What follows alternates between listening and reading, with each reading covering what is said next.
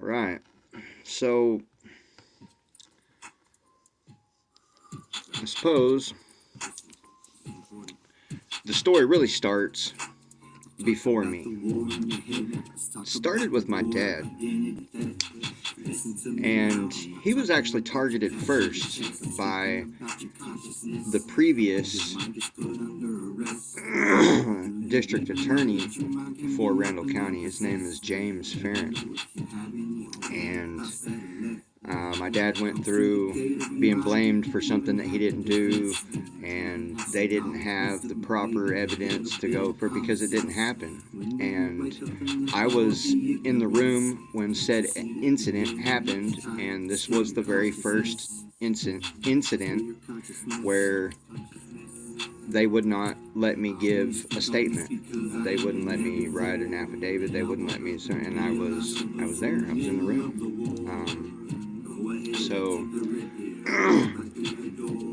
they actually caught this corrupt district attorney trying to forge my dad's signature, and though they did catch him, he actually did on a state document trying to some sort of false confession, and that's when it went from they were trying to put him in prison for a long time to all of a sudden, well, we'll just give you a plea deal for 8 years probation, and my dad did it.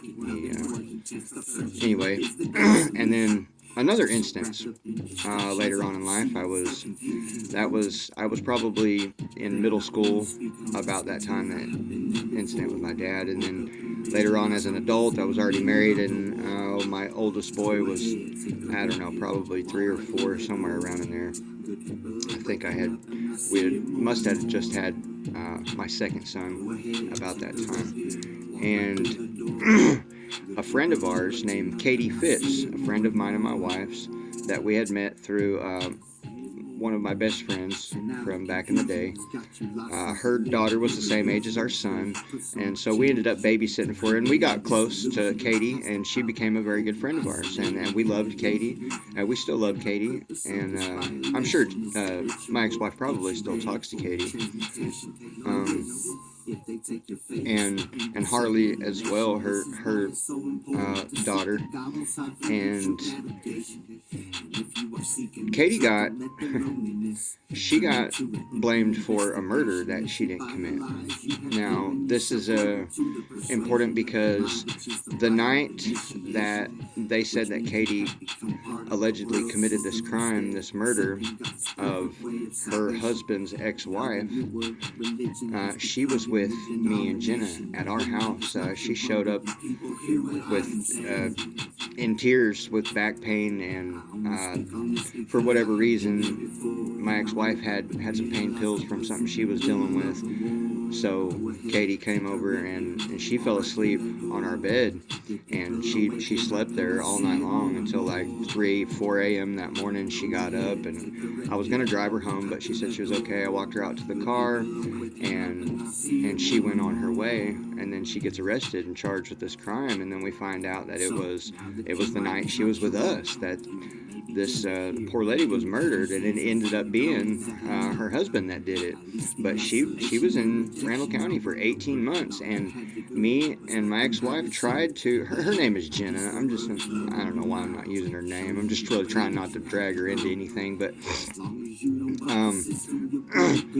me and Jenna tried desperately to get up to the police station until we tried to call the news stations, multiple times. We tried everything, and eventually we were met with a corporal calling us or an investigator of the case calling us and saying that if we did not stop trying to contact the TV stations and didn't quit calling up there, that they were going to charge us with like obstruction of justice or interfering with police investigation.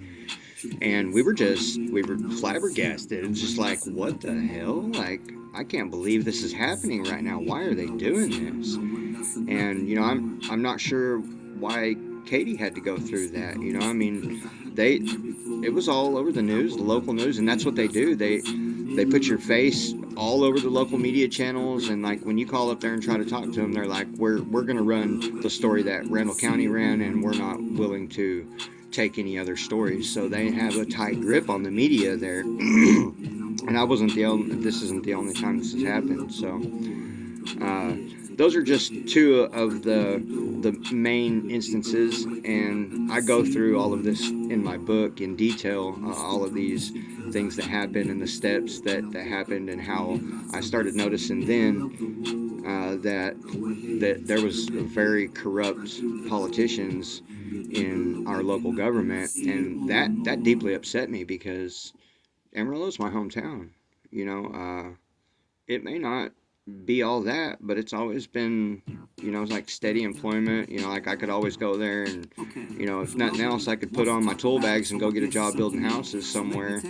Or it's my hometown, my stomping grounds, and there was always a way to make money, or to make it there. I could always go home, and we always had a place there. And that all changed in 2020. Like, really, that's when it got bad. 2021.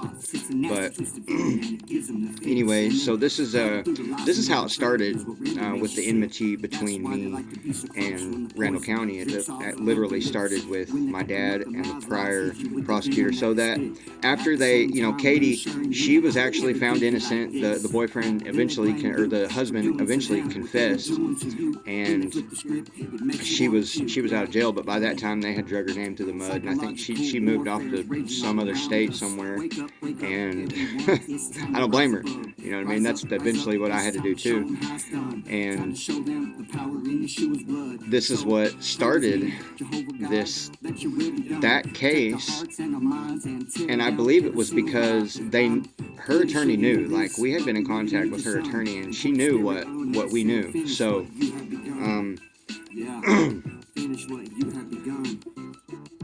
They knew that I was a truth teller, and they knew I wasn't afraid to speak out about it. In fact, I told them how, I was never been afraid to speak the truth and stand on our constitutional rights. And, like, Katie's a friend of ours, like, what do you mean? But eventually, like, they were literally going to arrest us, and they really were. So we had to back down, and that hurt.